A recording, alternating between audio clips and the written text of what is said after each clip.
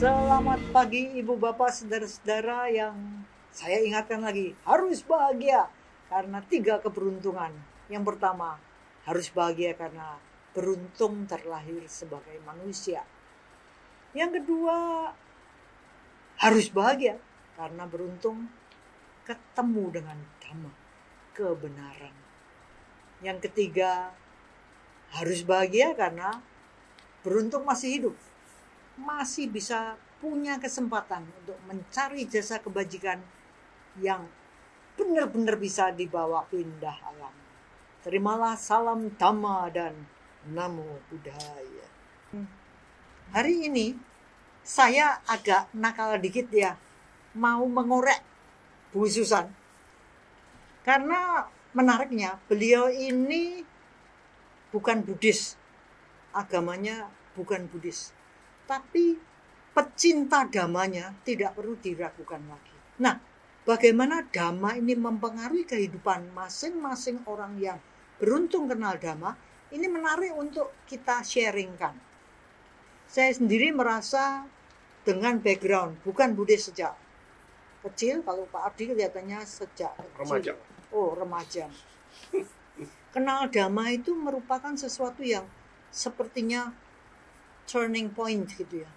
Ganti ibaratnya balik kanan, gerak gitu.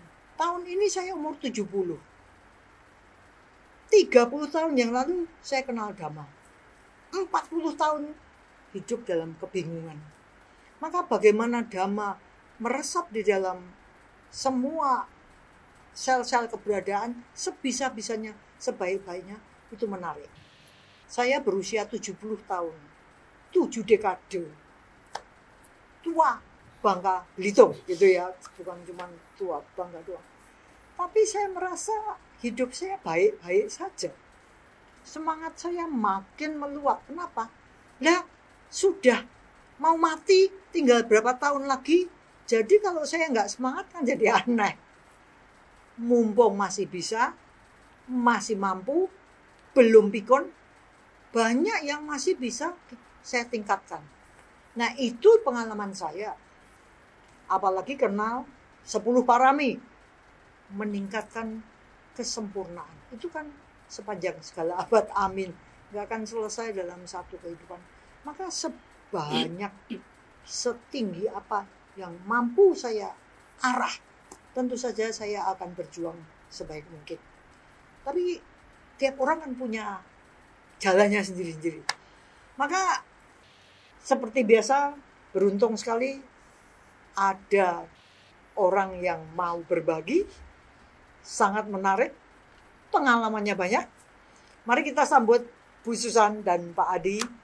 Saya dulu yang punya pertanyaan baik. ke Bu Susan, karena di antara kita bertiga kayaknya saya duluan yang ini ya, nyemplung ke ajaran The Buddha. Cuman tentu saja kayaknya fenomena anak yang dari awal belum tentu belajarnya serius ini. Iya benar.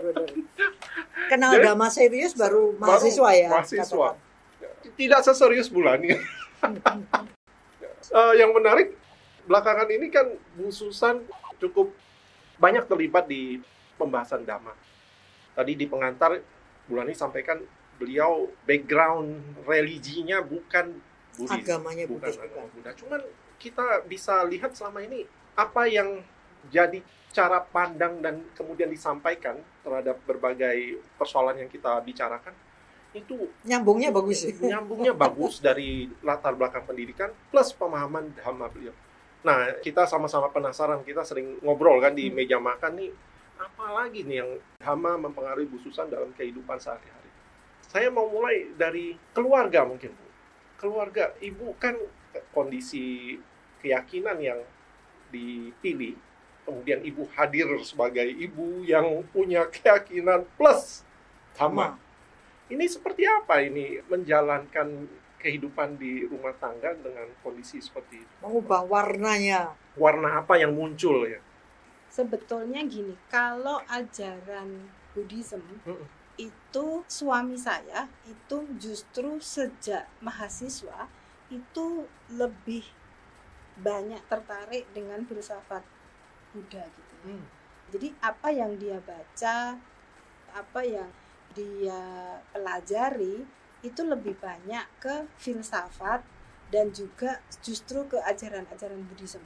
Jauh sebelum saya mengenal, artinya suami saya itu cukup punya ketertarikan di sana. Itu sejak dia mungkin SMA atau mahasiswa ya. Jadi bacaan dia itu memang berat Bu dibandingkan saya. Saya itu mulai tertarik, mungkin tepatnya bukan Buddhisme, karena yang saya baca itu dulu Bhagavad Gita ya. Itu lebih dialog antara Krishna dengan Arjuna. Kenapa saya itu baca buku itu, meskipun saya juga banyak baca buku tentang Buddhisme. Awal mulanya begini, saya itu tuh galau dengan hidup. Ibu bisa galau juga. Iya, jadi kayak kebenaran itu tuh sebetulnya seperti apa gitu. Jadi kayak misalnya yang disebut baik dan buruk itu perbuatan yang seperti apa. Apakah kalau misalnya saya itu menegur orang misalnya dan orang itu sakit hati, apakah itu sebetulnya perbuatan baik atau perbuatan buruk? Karena hasilnya sakit hati gitu kan. Itu saya bingung gitu. Artinya hitam putihnya itu di mana? Apakah ada area abu-abu gitu?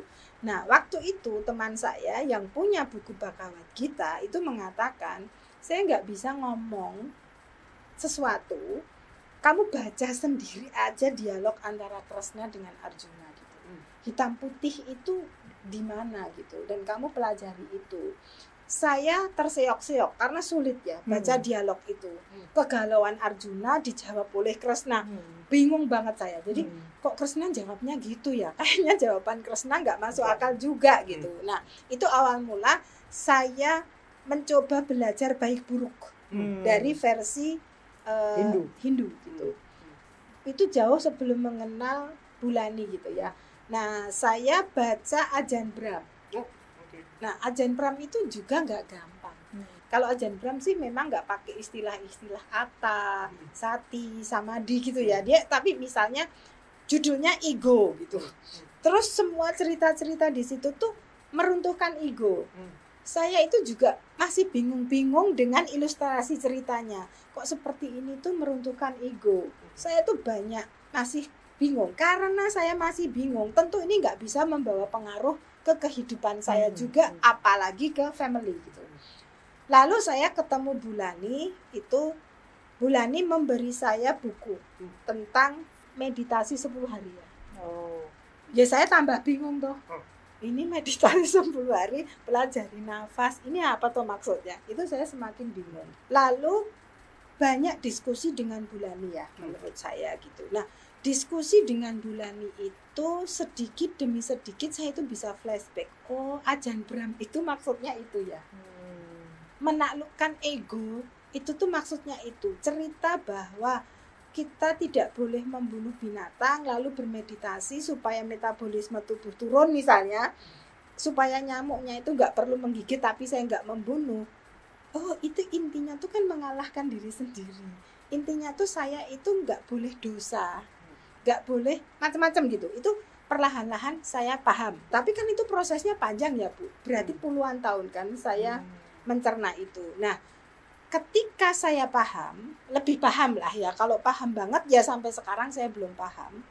Itu yang pertama-tama mengubah perilaku saya sebelum saya itu bisa meyakinkan family. Nah, mengubahnya itu misalnya nih, kalau dulu ya saya itu iri-irinan dengan peran. Mosok istri begini sudah cari duit lah, sibuk di rumah lah gitu. Sementara misalnya enak banget ya jadi cowok gitu. Itu tuh saya selalu punya semacam tuntutan berlebih pada suami saya sebagai seorang laki-laki misalnya. Kayak saya itu membandingkan kok lebih enak dilahirkan sebagai laki-laki dibandingkan perempuan gitu. Lalu misalnya anak gitu. Ketika saya memarahi anak, saya itu semacam gini. Kemarahan saya itu sebuah tumpahan stres. Iya. Kok saya terus gitu. Nah, setelah saya mengenal Dhamma dan lebih paham, cara saya berpikir itu berubah. Jadi gini, kalau saya menegur suami saya, itu bukan karena saya kesal. Tapi saya tidak ingin suami saya tidak tahu bahwa dia itu melakukan hal buruk gitu loh Pak. Dan saya tidak penuh kebencian ketika ngomong. Saya ingat kok Bulani ngomong ke saya dan saya nggak terima itu Pak.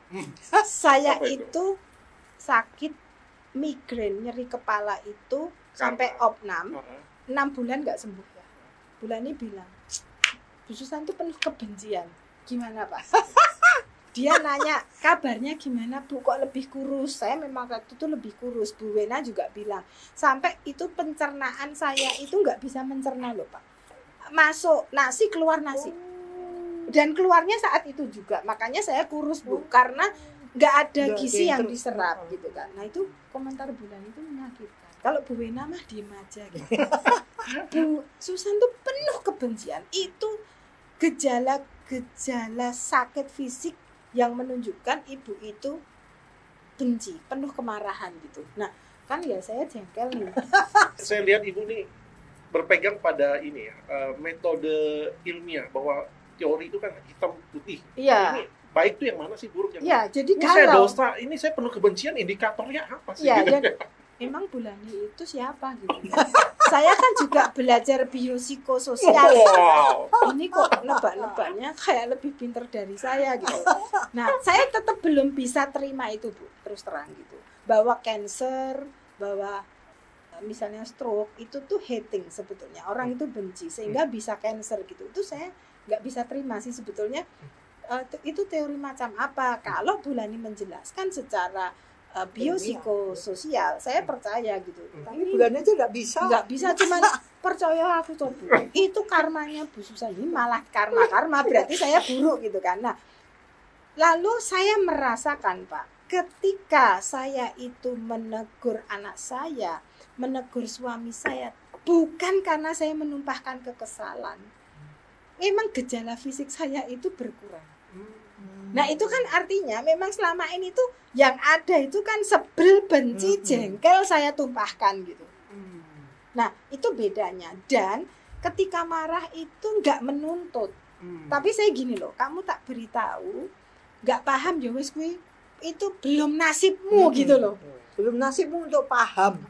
Kalau dulu sebelum ingin memahamkan, kuwi kok nggak paham. Ini yang menurut Bulani saya ngotot. Ini benci loh, saya kalau lihat orang nggak paham itu benci gitu loh. Ini yang dulu saya nggak sadari Pak. Wong berbuat baik kok dibilang Bulani penuh kebencian itu kan nggak masuk ya. Dan ternyata emang gitu. Dan di fakultas pun ya Pak, dulu saya nangis. Kalau hal tidak berjalan seperti yang saya harapkan, saya bisa nangis Pak. Sampai orang bilang, Bu Susan kok terlalu terlibat secara emosional ya. Oke. Dalam bahasa yang lain orang bilang ini kok emosinya masuk ke sana. Ya, dan diterjemahkan sebagai tanggung jawabnya besar banget. Nah, tapi kan itu kebencian. Kalau menurut Bulani gitu, saya nggak bisa melihat segala sesuatu yang nggak sesuai dengan apa yang saya harapkan. Bola itu kalau nggak sebulat seperti yang saya harapkan, itu mengganggu hidup saya. Itu saya pahami lama Pak. Apa arti kata Bulani saya penuh kebencian sehingga saya sakit gitu. Dan ternyata setelah saya itu kayak ketika mengajarkan sesuatu ke anak saya, karena saya itu merasa kayak Bulani tadi loh, sebetulnya kasihan loh orang yang merundung. Itu kan sebetulnya dia itu menanam karma buruk. Nah, saya itu jadi punya welas asih gitu loh Pak. Lalu saya itu merasakan hal yang sama Bu. Jadi kalau misalnya itu saya penuh kemarahan, yang terjadi itu adalah saya tuh nggak bisa memaafkan kalau orang itu memang belum rezekinya berubah. Dan itu yang baru saya pahami, itu semacam kesombongan saya untuk mengubah orang. Dan itu semacam, ini toh yang dimaksud Bulani penuh kebencian tuh ini loh sebetulnya. Benci dalam arti bukan benci orang gitu, tetapi menuntut berlebihan. Dan kayak saya tuh orang paling suci sedunia gitu kan. Setelah saya tidak menuntut gitu, dan saya itu persis seperti apa yang dikatakan Bulani di episode sebelumnya tentang perundungan, welas asih saya itu muncul. ketika saya itu menegur anak atau marah, itu yang muncul itu kayak keprihatinan, Bu. Mesake gitu, kesian. Bukan jengkel, bukan marah, bukan ingin dunia itu berputar seperti yang saya harapkan. Tapi itu kayak kesedihan yang muncul gitu. Mesake. Ketika muncul welas asih, itu emang simptom fisiologi saya itu berkurang banyak gitu. Saya lebih sehat. Orang bilang saya lebih cantik, lebih seger gitu. Orang bilang selalu Bu Susan kok sekarang lebih seger. Karena itu mungkin ya, yang lama ya, itu saya sakit itu tahun sebelum saya ke Makau ya. Saya ke Makau itu 2017. Saya sakit itu mungkin sekitar 2013, 2014 Pak. Saya bisa mencerna kata-kata Bulani itu kan berarti lama. Okay. Bulani ngomong ke saya tapi sekitar perubahan yang dari ibu sakit tiba-tiba fit itu dengan kesadaran yang muncul. Ya, jadi saya masih nggak terima dengan apa yang diomongkan Bulani, ya tetap sakit toh. Saya nggak bisa menerima apa tuh maksudnya Bulani gitu. Tapi seiring dengan berjalannya waktu, ketika Bulani itu mengatakan bahwa orang berubah itu sesuai dengan rezeki masing-masing. Kalau apa yang dia tanam, belum cukup sangunya, belum cukup kebajikannya, ya jadi nggak berubah. bisa. Nah, artinya aku lalu ingat tuh kata-kata teman saya. Saya pernah loh diomongin teman saya, tapi itu nggak ngefek. Tapi flashback ketika Bulani ngomong, teman saya itu pernah ngomong, kamu itu kok sok pahlawan yo. Siddhartha Gautama itu menunggu dilahirkan kembali itu 100 tahun. Karena dia menunggu saatnya manusia itu punya karma baik untuk bisa menerima ajarannya. Saya jadi ingat itu. Karena dulu saya marah juga diomongin gitu. Saya flashback. Ya emangnya saya sesuci Siddhartha Gautama kah? Emangnya saya sesuci The Buddha kah? Gak sabar lihat orang gak berubah. Emang Siddhartha aja 100 tahun itu sabar menunggu gitu. Itu yang membuat saya merasa kok saya tinggi hati banget ya untuk mengubah orang gitu. Nah, ketika saya menegur orang bukan karena kemarahan, itu secara fisik itu ngefek. Berarti Bu Susan itu mempraktekkan ya. Jadi eksperimen juga. Coba tak cobanya gitu kali. Iya. Nah, dengan itu saya jadi paham, Pak.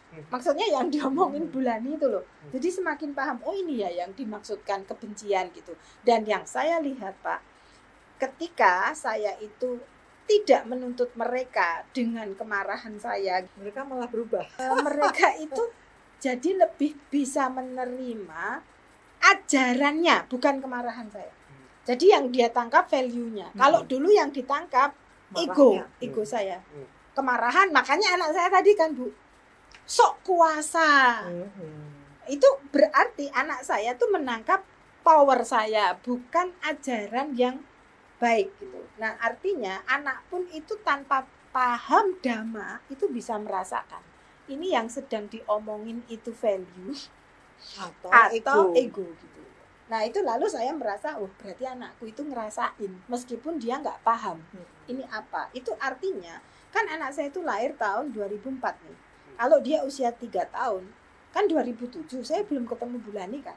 Artinya memang ego saya yang berperan. Meskipun saya punya teori psikologi kan Pak, tapi cara saya ngajari itu kan ego saya gitu, bukan welas asihnya yang ditangkap. Nah sekarang anak saya itu gak pernah ngomong gitu, karena yang ditangkap itu welas asihnya gitu. Meskipun sama-sama saya tegas, tapi itu energinya itu beda loh menurut saya yang dirasakan gitu. Dan kalau ditanya nih suami saya sendiri itu berubah, itu karena suami saya melihat perubahan saya kayaknya, merasakan. Jadi bukan sekedar nonton setiap hari Minggu. Tapi suami saya juga merasakan perubahan saya. Saya itu kalau dulu ngomong mungkin tanpa saya sadari itu merendahkan dia. Kemarahannya itu enggak respect gitu. Nah, sekarang itu cara saya marah itu respect. Nah, sehingga suami saya itu malah berubah karena dia merasa dihormati kan gitu. Ini mungkin yang mengubah suami saya itu bukan hanya nonton dhamma di sana, tapi apa yang saya lakukan itu sungguh dirasakan dan itu mengubah dia. Maka kalau tadi ya atau kemarin atau kapanpun Bulani itu bicara bahwa perbuatan baik itu sebetulnya akan memberi pengaruh energi positif, mungkin itu ya artinya orang bisa menangkap intensi kejernihan niat kita itu. Kayaknya itu sih Pak. Kalau kemurnian itu di family yang saya rasakan itu artinya kesombongan saya itu tidak mengemuka gitu. Berarti gini, kalau suami saya resisten, berarti kan nganggap saya itu sombong ya.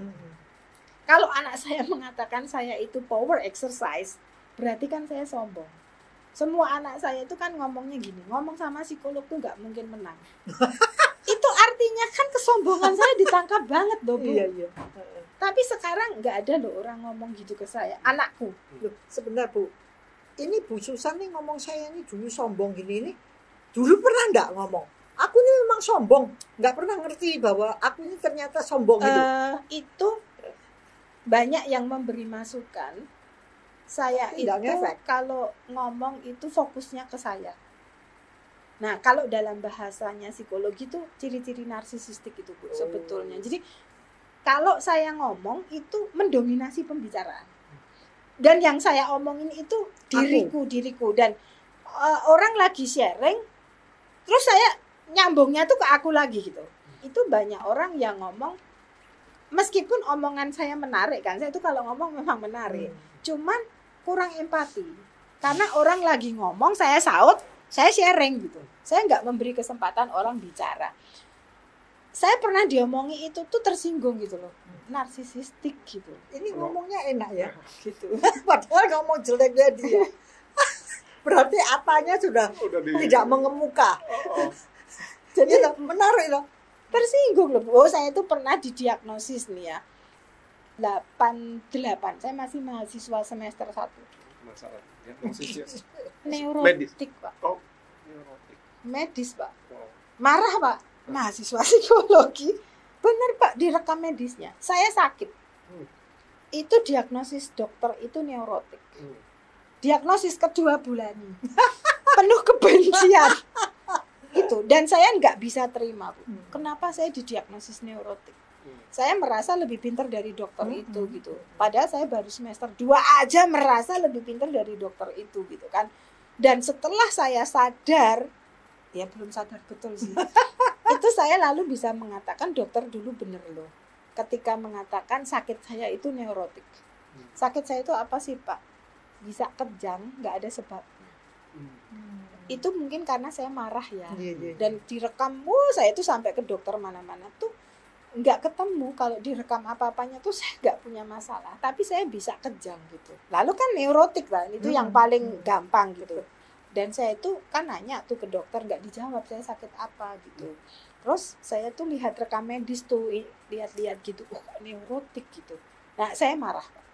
Itu artinya saya nggak sadar. Itu artinya menambah penderitaan. Tuh, dan saya nggak sadar toh Bu, bahwa kesombongan saya yang bikin saya sakit. Diulang oleh Bulani lah gitu. Tahun 88, nggak sadar lama ya, sampai saya punya anak kan, sampai punya suami. Tahun 2015-an lah Bulani bilang saya gitu. Coba berapa dekade saya itu menghidupi Atta ya. Saya tuh larinya defensif Bu. Kalau seperti itu saya mencari pembenaran bahwa saya nggak gitu.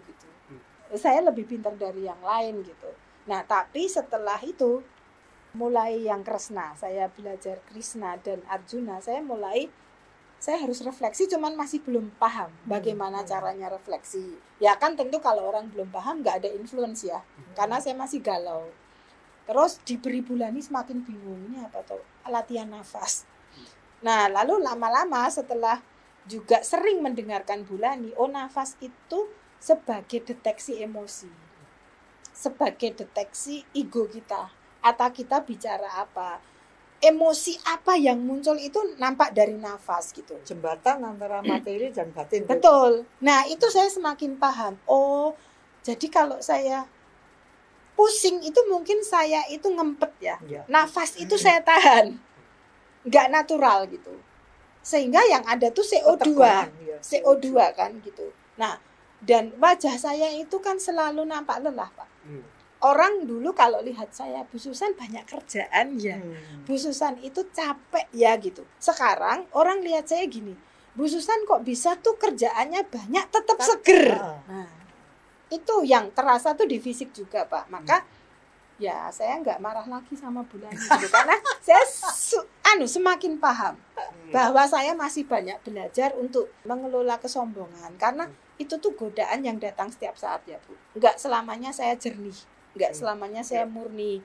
Kebencian itu juga kadang tuh kalau nggak kuat ya tetap dosa itu tuh muncul gitu. Nah ini kalau saya melihat perubahan di dalam keluarga saya itu bukan karena kata-kata, tetapi karena saya berubah dan itu energinya tuh dirasakan. Nah, energinya tadi Ibu katakan dorongan ulas asih, intensinya dulu udah ini Canggih. Saya bukan sebel, betul. Tapi ini kamu kasih sayang saya terhadap kamu, makanya saya harus kasih tahu kamu. Cuma mungkin jadi penasaran yang di rumah, apalagi yang berumah tangga terhadap suami nih. Itu omongan apa sih yang disampaikan dengan intensi yang seperti tadi itu, penuh kasih sayang, sehingga suaminya dikasih tahu manut gitu. Contohnya gini ya, jadi kalau misalnya dia itu nggak mau cuci piring lah, bukan nggak mau ya, dia kan memang nggak punya kebiasaan ini beres-beres rumah, karena memang anak paling kecil, semuanya dilakukan oleh kakak-kakaknya. Ya gitulah, intinya dia emang nggak terbiasa gitu. Nah kalau dulu itu tuh saya marahnya gini loh Pak, kamu tuh emang nggak biasa menghormati perempuan ya, gitu-gitulah. Itu kan itu sebelum ya? Menuduh-nuduh, dia bukannya nggak menghormati kan, dia mungkin nggak paham gitu. Dan saya selalu ngomong kamu tuh males gitu. Jadi isinya itu tuh kayak tuduhan-tuduhan yang merendahkan. Lalu ketika saya itu sudah banyak belajar bahwa sebetulnya kalau dia melakukan perbuatan baik itu untuk dia sendiri, itu tuh yang saya lakukan tuh gini sih, yang saya ngomong, Pak, bisa tolong cuci piring nggak gitu. Terus kan suami saya nggak nyuci gitu. Lalu saya bilang, Pak, apa sih yang membuat kamu tidak mencuci piring? Yo lali wae, yo wes, berarti tak ingatkan ya sekarang dicuci. Jadi nggak konflik gitu ya. Nah, aku nanya dulu apa sih yang membuat kamu nggak mencuci? Lupa. Ini tips buat yang rumah tangga berhasil. Kan beda ya, kalau welas asih nggak mau marah dulu, tapi pengen tahu apa yang membuat kamu nggak cuci gitu. Adi, apa yang membuat kamu tidak mengangkat kursi? Gitu. Dia kan kebagian tugas rumah tangga mengangkat kursi.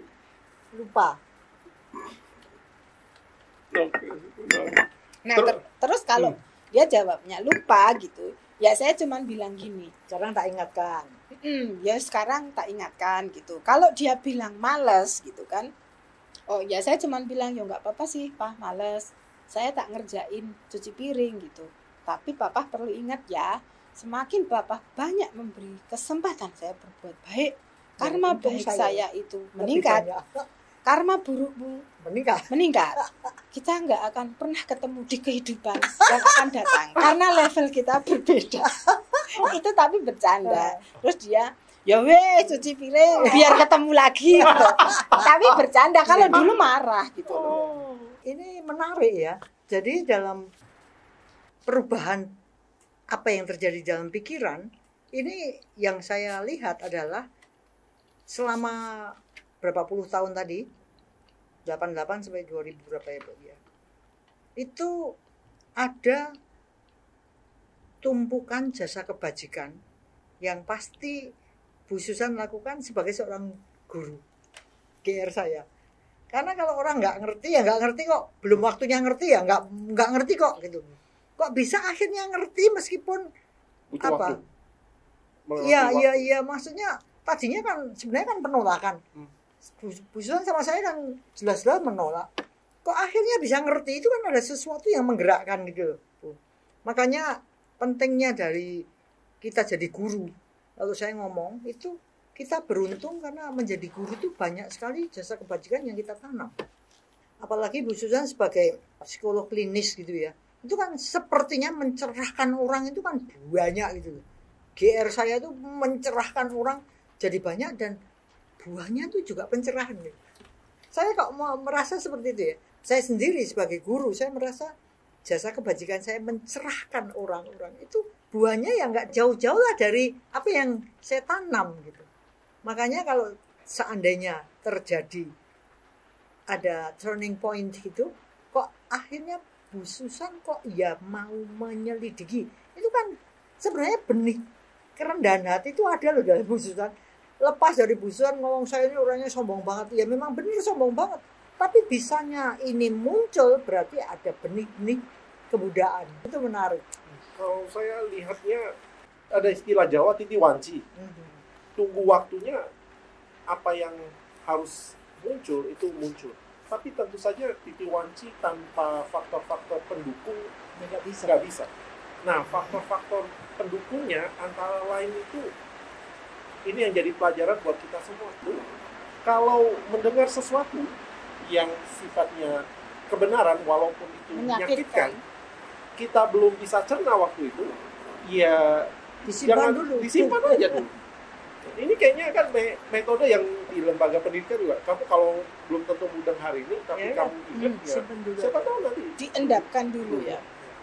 Nah, yang menarik dari cerita tadi, bagaimana selain tadi titi wancinya muncul dengan dukungan faktor-faktor, saya lihat perubahan ini yang tips buat semua, bukan hanya berlaku di keluarga, saya pikir di setiap bentuk relasi kita.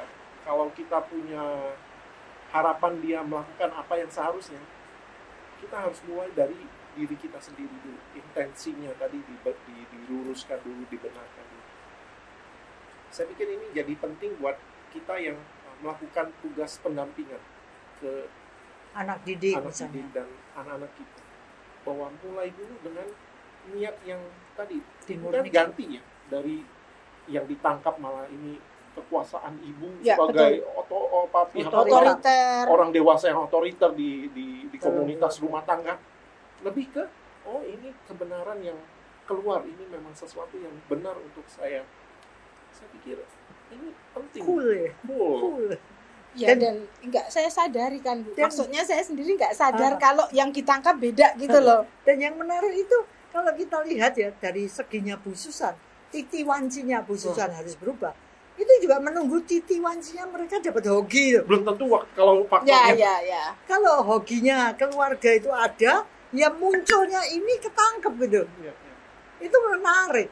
Itu yang sering saya katakan sebagai H2SO4 gitu. Menjadi senyawa gitu loh. Itu kalau nggak pas ya nggak bisa loh. Ya. Bu Susan mau berubah, mereka nggak mau menerima dengan baik, ya akhirnya Bu Susan ya akan meletro lagi. Tapi ini kan semua jadi baiknya. Itu indah. Ya. Dan saya lihat bagaimana Dhamma bekerja di situ adalah memurnikan niat. Cetana kalau dalam bahasa Dhamma, cetana, niatnya dulu ini saya bersihkan niat saya lepas dari kebencian, penolakan ini mereka akan seperti ini, tapi karena ulas asih. Dan saya lihat tidak banyak loh orang-orang sombong yang punya kerendahan hati kayak gini. Ini kalau dipikir ceritanya kan enak gitu ya. Karena sudah lewat kan. Kalau orang lain mungkin ceritanya ya masih disembunyi-sembunyikan. Kalau ini kan enggak. Buka ya memang saya bahasa Jawa apa? Bloko. Blak-blakan. Bloko. Nah, kalau Pak Adi sendiri itu kan dari remaja tuh udah mengenal ajaran. Kalau saya tuh kan enggak ya. Artinya yang saya ketahui kan memang bukan ajaran yang Buddhism gitu. Saya lebih ke ajaran Kristiani kan. Memang lalu jadi terseok-seok kan untuk memahami hal baru. Nah, kalau Pak Adi sendiri yang lebih awal mengenal itu, apa yang dialami Pak Adi sehingga mungkin ada perubahan di dalam hidup. Mungkin beda sih ceritanya dengan saya gitu. Pasti. Saya mengenal Buddhism itu bukan dari ajarannya, bukan karena pengen cari ajarannya, tapi pengen cari identitas. Karena waktu itu permasalahan di remaja itu, saya ini mau agama apa sih? Jadi identitas keagamaan yang saya cari.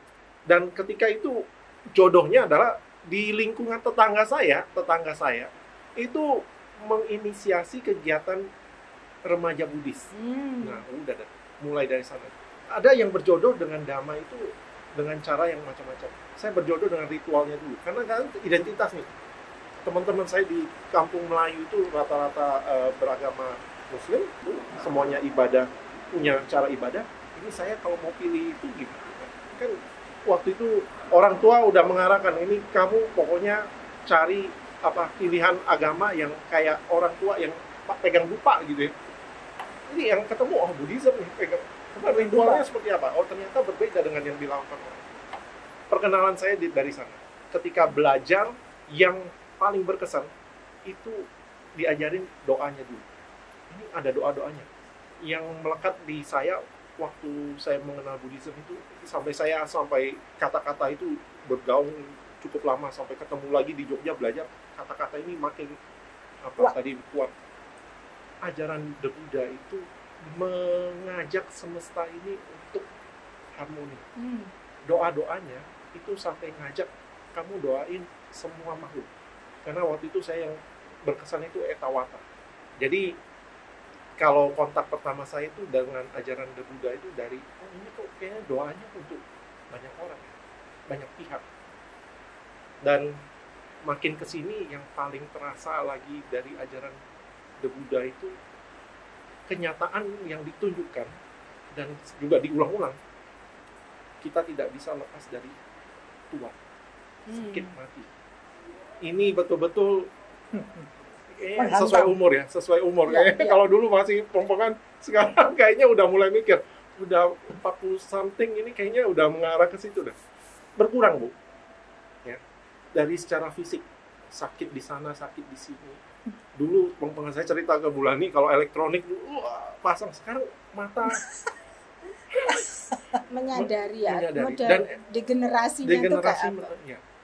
Dan itu saya bilang masih saya bisa nikmat, bukan aduh kenapa saya kayak gini ya, tapi bukan disesali, sudah menerima jalan. sebagai wajar lah, sudah wajar, udah mulai shaking, bisa menerima ya. Sejauh ini sih mengganggu udah, karena kan aduh ini nggak bisa lagi, harus pakai alat lagi, tidak sampai ke emosi, sampai aduh kenapa aku menua, tidak ada penolakan. Iya, nah itu yang berpengaruh buat saya untuk saat ini paling. Padahal tuh beberapa klien saya itu ya Pak Adi, hal yang membuat mereka panic attack itu takut mati dan tua.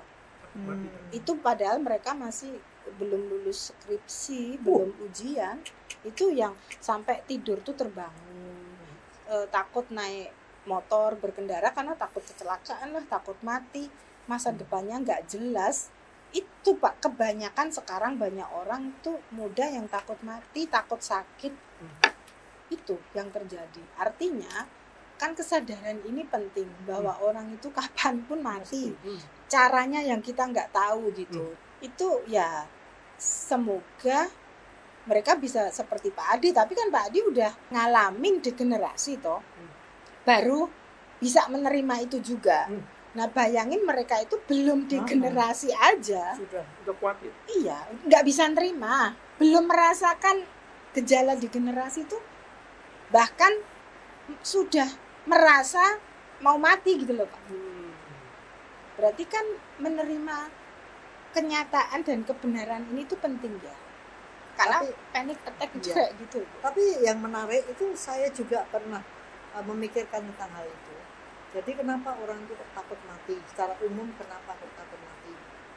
Kalau saya itu tidak takut mati karena hidup saya banyak penderitaan. Jadi mati ya wes gitu loh. Tapi kalau orang yang hidupnya senang-senang gitu gampang ya. Kan mati itu kan nggak ingin meninggalkan, nggak ingin berpisah gitu. Ya. Kelekatan, melekatan luar biasa. Nah yang menarik adalah ada satu buku yang saya terjemahkan, saya lupa yang mana, tapi membuat saya agak gitu ya, karena ini tuh jawabannya. Kalau tidak salah minim 8. Orang takut mati itu kenapa? Jawabnya karena nggak cukup perbuatan baiknya. Gitu ya. Jadi itu yang kalau istilah saya ngomong kosong. Kosong sehingga dimasukin ketakutan. Tapi kalau kita banyak berbuat baik, itu ibaratnya kehidupan kita itu seperti bola, itu penuh. Jadinya nggak banyak kemasukan yang aneh-aneh gitu. Karena tidak punya cukup. Wah, itu bagi saya, menarik ya. Makanya dari situ juga saya nggak mau ribut dengan hal-hal yang sifatnya kotoran batin. Pokoknya berbuat baik aja. Dan itu sebenarnya juga trik saya bagi diri saya sendiri. Saya nggak mau ngomong bahwa ini buah karma buruk saya sedang saya jalani, saya nggak mau gitu. Pokoknya saya ngomong semua yang datang pada aku itu buah karma baik, kamu mau apa? Kenapa saya katakan begitu? Karena dari sini apapun bentuknya itu saya bisa ngambil itu untuk meningkatkan diri. Itu alasan saya mengatakan, surane karma buruk reneng, karma baik kabeh. Kenapa? Karena dari situ seberapapun buruknya saya gunakan untuk meningkatkan diri. Dan itu membawa satu optimisme yang luar biasa gitu.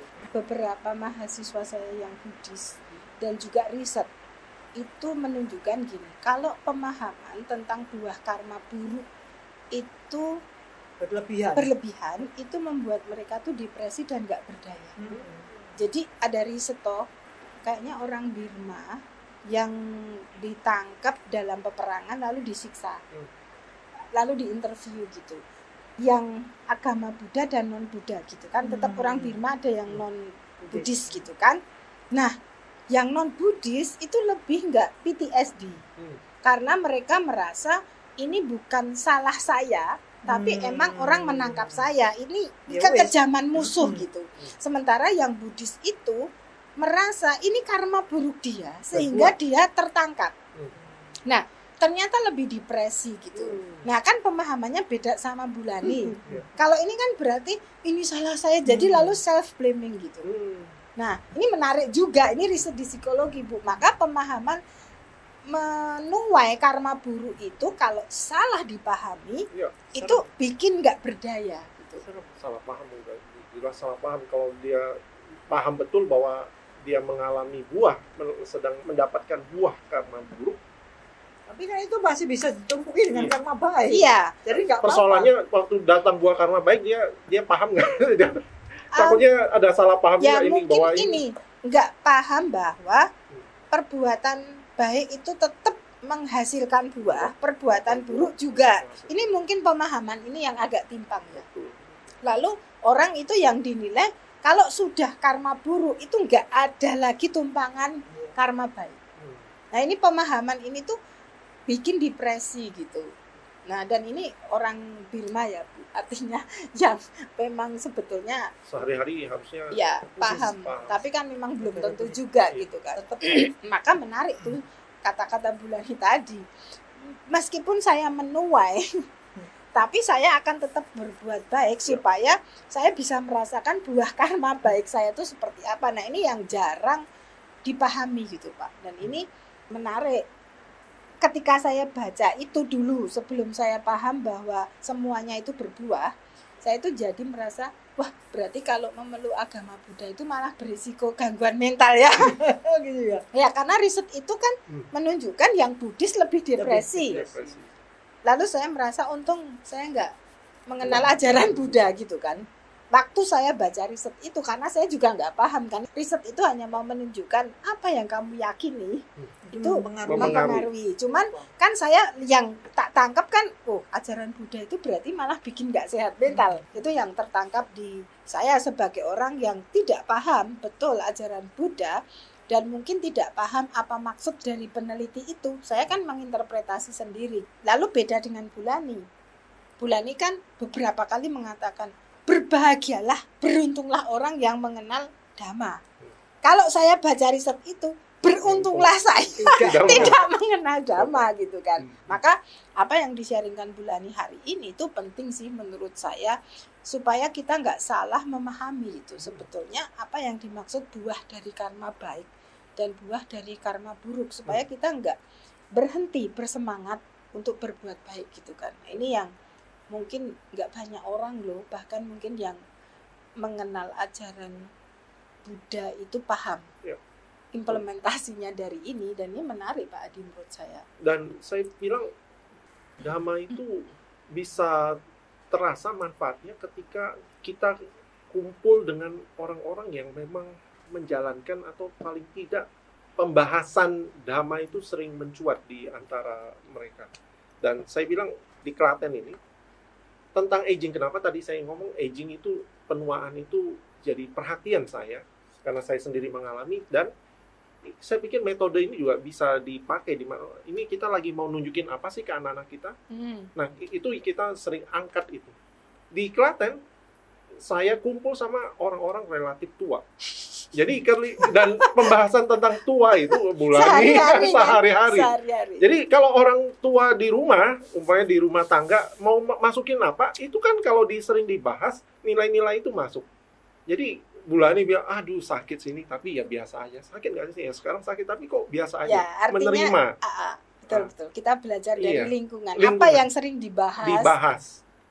Jadi thank you Bulani sudah menunjukkan.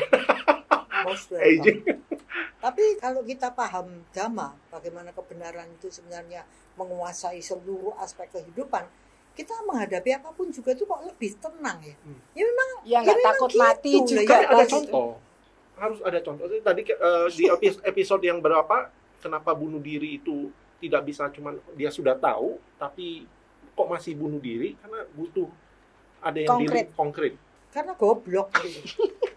Makanya orangnya belajarnya metodenya beda-beda. Dalam Dhamma kan kita ngerti tuh kalau ajaran Sang Buddha itu membutuhkan kepinteran loh. Kalau enggak bisa nangkep. Udah dikasih contoh juga nggak mau. Karena Dhamma itu kan seperti pisau. Mau dibuat ngoperasi orang jadi sembuh, ya bisa. Mau buat membunuh orang jadi mati, ya bisa. Jadi tetap aja kita bagaimana tujuan tuh sebagai liberation, pembebasan. Itu kan harus kita ngerti. Kita ini mau terbebas dari apa? Bukan bebas dari tanggung jawab kan goblok. Ya, gitu. Kalau bunuh diri seperti di episode sebelumnya itu kan mau lepas dari tanggung jawab kan. Iya, tidak bisa. Itu kan karma buruk yang luar biasa. Dia kapan lagi dapat kehidupan sebagai manusia? Belum tentu loh. Terus makanya saya selalu menganggap ya, kita ini harus ngerti bahwa kehidupan ini tidak cuma sekali. Itu penting banget kalau menurut saya. Kenapa? Karena kalau kita nganggap kehidupan tuh hanya sekali ini, ya udah aku bunuh diri selesai kok. Apalagi kalau pakai aku akan kembali ke duduk di pangkuan di sebelah kanan, itu kan semuanya kan enak. Lah kalau kita ngerti ini akan membawa kehidupan kemana?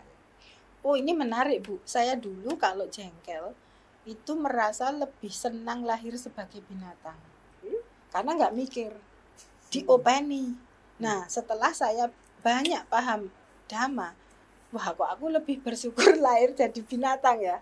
Kan Bulani berkali-kali mengatakan beruntunglah lahir jadi manusia, nggak jadi peta lah, nggak jadi binatang. Tapi banyak orang itu yang kalau menderita itu merasa beruntung jadi binatang. Betul. Selain manusia. Karena nggak mikir cari duit. Gitu loh. Makan ya sudah ada gitu. Nah, ada. Tapi kan kebanyakan orang mikirnya gitu, Bu. Manusia tuh berat, tanggung jawabnya banyak, harus belajar, harus ini, harus itu. Dhamma itu diulang-ulang. Saya tuh jadi mentertawakan diri sendiri. Kok dulu saya merasa gitu tidak beruntung menjadi manusia dan iri sama binatang tuh. Padahal kalau dilihat binatang tuh lebih nggak punya power. Ya nurut manusia kan. Dia mau belajar apa itu kan nggak kayak kita punya banyak kesempatan untuk memilih gitu. Mereka tuh kan pilihannya dikit. Tapi justru waktu itu saya merasa nggak milih itu lebih membahagiakan. Itu kan karena belum pernah lihat binatang yang tersiksa kan. Gitu ya. Kita bayangannya kan binatangnya Ciwena. Binatangnya Indah, Kopen.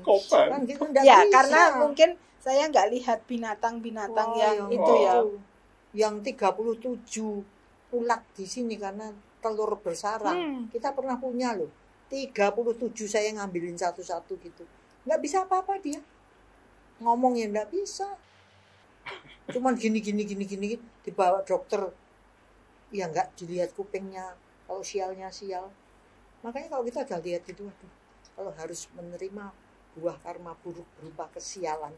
Ya sial beneran kok. Kita nggak bisa nyalahkan siapapun juga lah. Nggak ketemu ya. Nggak ketemu. Makanya itu yang menyebabkan kita juga bisa sabar tuh. Nah gimana? Bukan hokinya dia kok. Mau diapain? Kita sampai geruduk-geruduk, sampai setak, sampai stroke ya nggak bisa. Nggak cukup. Oh ya Bu, sama Pak Adi, perubahan lain dari saya itu adalah dulu saya itu nggak tegaan mendampingi orang sakit ya. Maka itu yang membuat saya nggak pengen jadi dokter. nggak tega. Jadi misalnya ibu saya sakit, saya lebih baik nggak nungguin, karena saya itu nggak kuat, itu nggak tega. Terus misalnya saya punya binatang sakit, itu sebaiknya saya nggak nungguin. Atau saya punya anak, cuman diimunisasi itu saya nggak mau gendong, karena saya nggak tega melihat jarumnya itu. Setelah saya mengenal Dhamma gitu ya, itu tuh welas asihnya gede. Ketika welas asihnya itu sangat besar, itu bukan nggak tega yang muncul, tapi tuh saya tuh bisa punya kekuatan. Dia butuh saya saat ini untuk saya dampingi. Dan saya tuh nggak merasakan lagi takut mendampingi itu loh Bu. Dulu saya takut nangis. Itu kan berarti saya takut sakit. Iya, menderitanya. Takut menderita gitu. Kalau sekarang saya itu bisa merasa dia yang menderita. Dia menderita. Saat saya ini butuh bantu. saya. Dan apalagi kalau dia butuh didoakan. Itu kehadiran saya untuk mendoakan dan mengasihi dia sebelum dia itu meninggal. Karena bulan itu pernah di kelas, waktu jadi dosen tamu di kelas saya kan mengatakan, orang sebelum mati itu kondisi emosinya tuh kayak apa, itu akan tercermin dalam kelahiran berikutnya. Nah itu kan bagi saya, berarti mendampingi siapapun yang mau mati itu penting gitu, untuk meluruskan emosi, meluruskan pikiran. Nah sejak itu Bu, saya itu nggak tahu gimana, nggak melarikan diri kalau ada orang yang kesakitan itu. Nah padahal dulu yang menghalangi saya masuk fakultas kedokteran karena saya nggak tega. Itu saya nggak tahu, itu bisa bikin saya kuat untuk bahwa mendampingi itu lebih mulia daripada saya nggak tega gitu loh. Sekarang pun kalau kakak saya ini itu, saya itu lebih ya wes aku wae sing dampingi. Karena mungkin dokternya itu kalau bicara dengan saya lebih bisa jelas, saya lebih bisa jelaskan ke kakak. Kalau dulu saya tuh saya nggak mau anter gitu, bukan males, nggak tega gitu lihat kakak saya. Kalau sekarang saya itu masuk karena saya ingin tahu apa yang dilakukan dan nanti apa yang bisa saya kerjakan di rumah.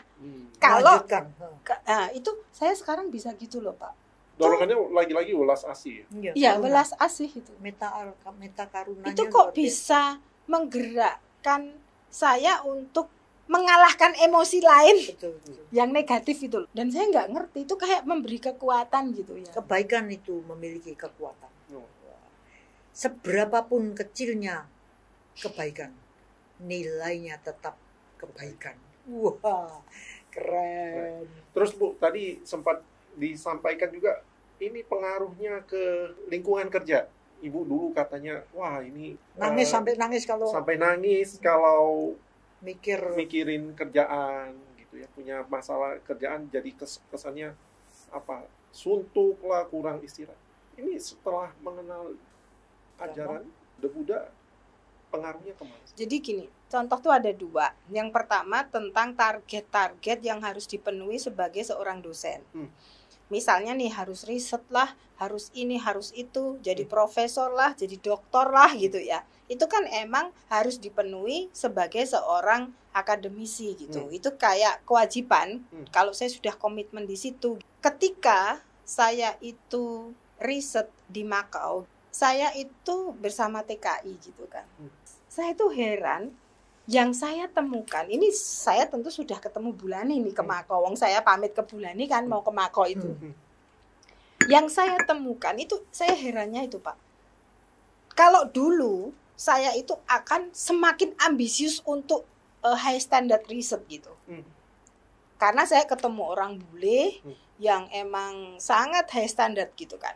Ketika saya di Makau itu justru yang saya temukan itu sisi kemanusiaan. Karena yang saya teliti itu TKI gitu. Misalnya nih, riset itu harus ngisi angket. Itu bisa 5 jam loh Bu. Karena dia harus ngisi angket banyak banget dan TKI itu nggak biasa kan. Itu yang ada di pencerahan saya adalah, apa sih gunanya ngisi angket ini untuk orang-orang ini?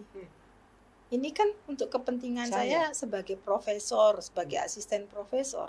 Lalu saya tuh berpikir, apa gunanya ya riset di Menara Gading gitu. apa sih yang bisa dilakukan sebetulnya untuk orang-orang ini, bukan kesempurnaan riset. Lalu saya punya kesimpulan, riset untuk negara sedang berkembang atau terbelakang kayaknya nggak bisa sih harus sama dengan di negara maju. Sehingga begitu pulang, orang itu heran kenapa saya tuh malah ketemu orang Amerika saya jadi nggak ambisius. Biasanya orang pulang dari luar negeri itu langsung ambisius, Bu. Standarnya gini, ini harus jurnal tuh indeksnya berapa. Saya itu bisa setelah itu tuh nggak gitu peduli gitu. Kalau orang bicara ini itu, ya saya bilang saya akan melakukan riset yang punya manfaat untuk orang yang diriset gitu. Wow, ini kayak Pangeran Siddhartha keluar istana ketemu ini ibu keluar ketemu Malatek. Ketemu orang kok kisahnya mati sakit sakit. Ini ibu kisahnya ketemu dengan saya pulang apa ini riset harus apa tadi? Dia punya manfaat untuk orang yang sedang diteliti. Dan waktu membantu satu komunitas gereja yang ada oknum membacok pastor dan lain-lain itu yang lebih saya pikirkan. Kalau data yang dikumpulkan ini nggak bisa dipublikasikan di jurnal, saya nggak akan menyesal gitu. Tapi apa yang bisa saya hasilkan untuk membantu mereka gitu, orang yang PTSD, karena catatan yang kita punya itu kita gunakan untuk di pengadilan itu Pak, waktu itu untuk mendukung bahwa ini itu aksi terorisme. Ya. Kekerasan ini tidak dibenarkan. Kalau ini dianggap personal dan orang yang melakukan tindakan kekerasan itu dianggap mengalami gangguan kepribadian atau gila, itu yang dilukai nggak akan ditanggung pemerintah. Ini akan ditanggung pemerintah kalau itu terorisme. Nah, kami itu melakukan riset, mengumpulkan data untuk membuktikan ini aksi teror. Tapi ini sampai sekarang saya kesulitan mempublikasikan karena banyak data kalau menurut ukuran riset nggak sempurna. Tapi saya nggak menyesal karena ini ternyata ketika dibawa ke pengadilan semua orang yang terluka itu mendapat tunjangan. Sampai konsultasi psikologi, sampai ini. Kalau dulu tuh saya merasa itu nggak ada gunanya gitu loh. Yang ada gunanya tuh outcome-nya itu adalah publikasi gitu. Saya dapat skor dari sana ya, gitu ya. Gitu. Nah, sehingga kalau sekarang orang itu bicara tentang seperti itu, ya saya tahu standar riset yang tinggi itu seperti apa, tapi saya nggak ingin mengejar itu kalau hanya mengejar itu gitu. Nah, padahal riset untuk mengejar itu plus ada manfaat itu sulit. Artinya bisa jadi saya nggak publikasi, tapi saya tuh merasa nggak menyesal asal saya melakukan ini dengan sungguh-sungguh gitu. Nah, ini yang menurut teman-teman mungkin aneh, melihat kok saya itu berubah banget gitu, yang dulunya tuh ambisius. Pilihannya pasti ini harus punya skor dong untuk betul ini. Gitu. Itu yang pertama itu dari segi risetnya gitu. Dan saya heran sendiri loh Bu. Mungkin dulu kalau saya nggak mengenal Dhamma, saya pulang pasti lebih ambisius untuk pengen segera jadi profesor. Mungkin malah saya menganggap teman-teman saya itu nggak bermutu, nggak berkualitas. Lalu yang kedua, itu yang dirasakan teman-teman, saya itu nggak mudah marah kalau teman-teman itu nggak seperti yang saya harapkan. Jadi kalau dulu itu, saya tuh kelihatan memaksakan banget kalau di rapat. Kayak orang marah-marah gitu loh Bu. Jadi seperti kayak menuduh-nuduh kalian itu nggak beres. Kalau sekarang saya hanya mengatakan ini loh yang benar, tapi monggo saja gitu. Karena menurut saya apa yang akan kita tuju tergantung niat dari komunitas. Kalau kita memang nggak kompeten dan nggak punya niat, ya nggak usah ke sana gitu. Tapi saya ngerti kalau mau ke sana tuh jalannya ini. Tapi kalau kita itu memang nggak bisa ke sana, ya wis ditompo wae. Fakultas psikologi nanti akreditasinya sih diterima aja. Wong kita tuh nggak punya resource untuk ke sana gitu. Dan kalau universitas itu tidak memberi dukungan, buat apa toh kita berjuang? Ini yang tidak bisa diterima sekarang ya. Dirasakan teman-teman aneh. Kok saya gitu nggak ngotot ketika saya menjadi kepala biro konsultasi di tempat saya. Kalau dulu misalnya saya melihat lembaga itu tidak begitu menopang, saya marah, frustasi, sabotase gitu. Sabotase itu saya bisa mengundurkan diri, saya bisa ini. Sekarang yang saya lakukan adalah saya protes. Kalau protes saya tidak didengarkan, oke, saya akan melakukan yang terbaik untuk yang saya layani. Saya cari resource sendiri gitu. Tapi saya nggak mau dipaksa untuk mengikuti keinginan lembaga jika itu merugikan keilmuan dan merugikan orang lain. Saya jadi berani loh Pak. Saya berani untuk dianggap jelek oleh pimpinan. Saya berani untuk kalau kepepetnya dikeluarkan dari Sanata Dharma itu saya ya nggak apa-apa. Artinya kita nggak cocok aja secara prinsip gitu.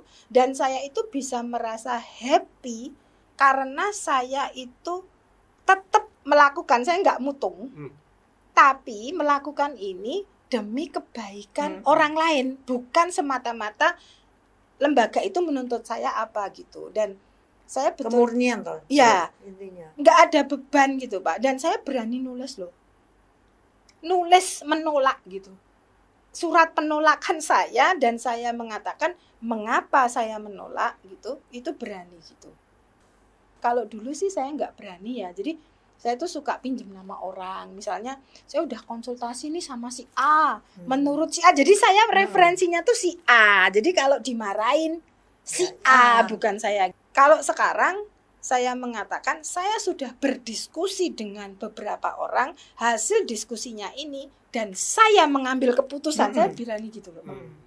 Berarti salahkan saya, meskipun saya tuh konsultasinya ke orang, itu saya ringan. Kalau dulu tuh saya pakai Bulani lah, karena Bulani lebih powerful dan kalau saya disalahkan, nah Bulani kan, nah misalnya gitu. Itu yang saya rasakan dan teman-teman itu melihat perubahan saya itu sama-sama tegasnya tapi beda gitu.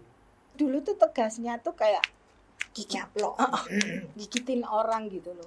Itu yang saya rasakan itu. Dan teman-teman ngomong sih ke saya bahwa ya cuman ada juga yang misinterpretasi bahwa saya sekarang tuh kayak apatis. Kayak nggak punya semangat. Tidak mau terlibat. Ada juga tuh yang interpretasi gitu, tapi bagi saya ya nggak apa-apa gitu kamu menginterpretasi saya seperti itu gitu. Itu sih Pak. Jadi memang nggak semuanya tuh merespon positif ya perubahan saya. Karena orang yang nggak dekat dengan saya itu terheran-heran kan. Jadi kayak saya tuh dianggap menarik diri karena saya kecewa. Kecewa berat dengan situasi. Anggapannya patah hati. Betul, gitu. Mutung. Tapi ya nggak apa-apa. Memang kadang-kadang ada faktor mutung dari saya, tapi bukan mutung yang patah hati. Cuman gini loh, kalau gelombangnya nggak sama, kalau repot. Emang belum jatahnya orang lain paham, dia nggak usah tak terusin gitu. Saya jengkel, dia juga jengkel gitu. Nah itu dihindari kan? Ya gitu. Itu yang kalau Pak Adi bilang itu di tempat kerja gitu.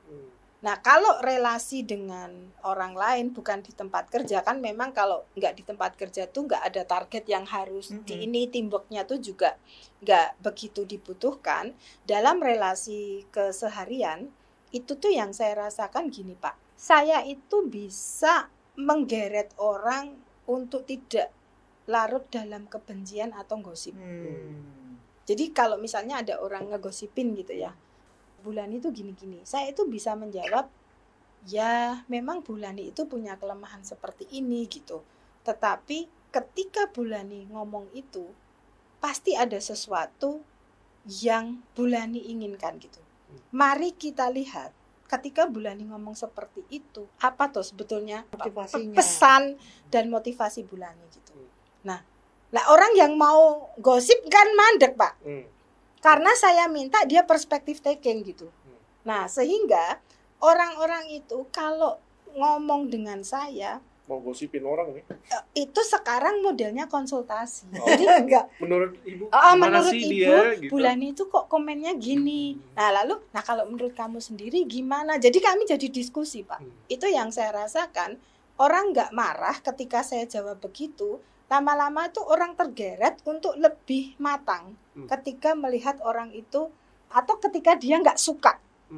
Itu kan bisa jadi bukan Bulanina yang salah, dia tuh yang nggak suka sama Bulani kan, sehingga sulit. Pernah sulit gitu kan. Nah, itu yang saya rasakan. Lalu yang kedua, di dalam komunitas itu, ini ada contoh kan Bu, yang saya cerita ke Bulani. Kita satu kelompok itu sedang diiri hatiin gitu. Nah, lalu ketika kelompok ini diiri hatiin, saya tuh ya udah Bulani aja yang dikorbankan. Jadi bad guys. Ya, jadi itu.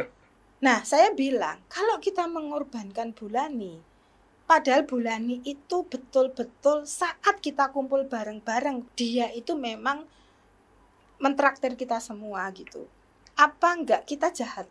Orang sudah baik hati, dijadikan tameng. Artinya orang itu kan yang dibenci Bulani. Kenapa Bulani yang ditraktir? Kenapa kok enggak ngajain mereka misalnya gitu ya? Yang ditraktir kok cuma saya sama Pak Adi gitu. Artinya yang dibenci kan bukan saya dan Pak Adi, tapi Bulani. Bulani yang bikin gap-gapan gitu. Lalu saya bilang, saya tidak akan mengorbankan siapapun untuk menjawab keirihatian orang itu. Saya hanya akan menjelaskan itu spontanitas, kita jajan bareng, kebetulan juga ada yang traktir. Artinya Bulani traktir itu spontan loh. Ya kalau dibenci biar kita bertiga ini yang dibenci gitu. Kita nggak perlu memperjuangkan kita masing-masing untuk tidak dibenci gitu. Itu berhasil saya. Membuat orang yang iri itu tidak marah pada siapapun. Lalu semua orang itu sejak saat itu percaya metode saya, Pak. Artinya ketika ada situasi macam itu, mereka ngajak saya diskusi. Enaknya kita jawab gimana ya Bu, supaya netral tapi tidak melukai orang, nggak mengorbankan. Itu yang saya rasakan. Komunitas pun itu jadi lebih dewasa. Bukan karena saya psikolog gitu, kayaknya bukan. Kan saya juga nggak ngomong tentang psikologi kan. Poinnya apa? Ibu menyampaikan apa adanya di kondisi itu. Iya, dan saya mau menyampaikan dibenci ora popo, ditanggung aja. Biasa buta. Jadi tidak ada, demikianlah adanya bahwa kita kondisinya waktu itu seperti ini gitu ya. Dan iri hatinya tidak diberi masukan toh. Tidak diberi pupuk toh. Akhirnya dia mati sendiri karena kebenaran menguakkan dirinya. Gitu. Nah, terus ini kalau Bulani tuh tadi nih di meja makan tuh Bulani tanya, Bu Susan ngerasain nggak ada efek dari dana ya.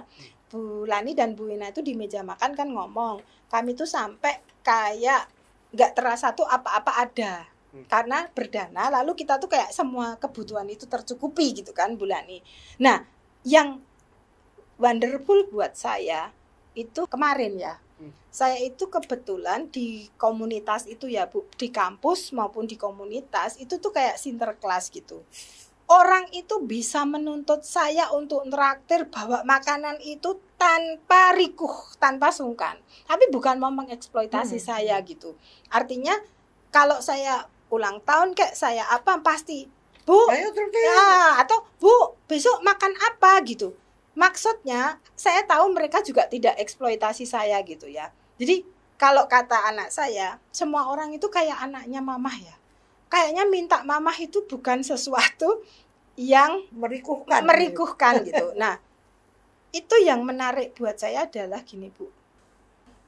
Kan saya bilang ke Bulani nih, kok saya sekarang tuh nggak gitu awal gitu, nggak begitu berat hati, menyesal kalau memberi sesuatu gitu. Yang menarik buat saya, kemarin ya teman-teman lama saya semua yang nggak ketemu saya, yang satu sejak tahun 96 itu nggak ketemu saya. 25 tahun. Yang satu itu nggak ketemu saya itu sejak tahun 2001. Yang satu nggak ketemu saya sekitar tahun 2000-an gitu. Di hari yang sama Bu. Yang satu pagi-pagi itu ngajak ngopi bareng, dia mau traktir saya. Kapan nih bisa ngobrol gitu. Siang harinya satu orang yang lain bilang, kita lama nggak ketemu. Kapan sih kita reuninan, yuk kita makan siang gitu. Malamnya ngucapin selamat Paskah sambil mau traktir gitu. Dalam sehari ya Bu, saya yang biasanya disuruh traktir, ini ada 3 orang loh yang mau traktir saya gitu. Nah ini saya merasa aneh juga ya. Hari itu di hari Paskah loh Bu. di hari yang sama, yang satu itu pagi-pagi. Jadi sarapan udah selamat, Iya, makan siang udah selamat. Okay. Kalau buat anak kos itu luar biasa. Itu saya merasa, dan itu WA saya waktu kita dama itu loh, pagi sebelum dama, itu yang pagi. Terus yang siang ya itu habis dama, ada yang WA saya siang. Malamnya jam 6, jam 7, ketika saya baru cari-cari itu kereta api jam berapa, itu ada yang ini. Dan ini menurut saya neraktir, jadinya ditraktir gitu. Ini yang menurut saya tuh kelihatan banget ya, bahwa buah yang lain itu pasti ada. Tapi itu kayak ini loh, hal yang sama terjadi ketika saya mentraktir orang. Ditraktir balik. Dan itu teman-teman lama yang menurut saya aneh ya. Kenapa hari itu dia pengen traktir saya, dan tiga-tiganya tuh nggak ketemu saya 20-an tahun. Iya. Itu yang menurut saya heran ya. Mereka itu tiga-tiganya pertama ngucapin selamat Paskah, Pak. Efeknya berikutnya kangen loh, saya mau traktir gitu. Nah, ini menurut saya tuh ini apa ya yang disebut buah gitu ya, dan ini buah yang sama kebetulan gitu. Nah, itu Bu, kalau Bu Lani nanya ngerasain nggak, mungkin yang sehari-hari saya ngerasain, tapi yang paling aneh itu kemarin hari Minggu, dan kok nawarinya nggak di hari lain ya Bu? Di hari Paskah. Iya, Ibu Bapak, saudara-saudara, rupanya ada hari-hari baik yang membuahkan sesuatu. Tapi yang jelas adalah betapa bermaknanya dhamma di dalam kehidupan kita. Maka sebagaimana yang dikatakan oleh Guru Agung kita, teruslah berbuat baik. Selamat berbuat baik. Semoga semua makhluk bahagia dengan perbuatan baik kita. Dan pastilah yang terbaik pula yang datang pada kita semua. Sadhu, sadhu, sadhu.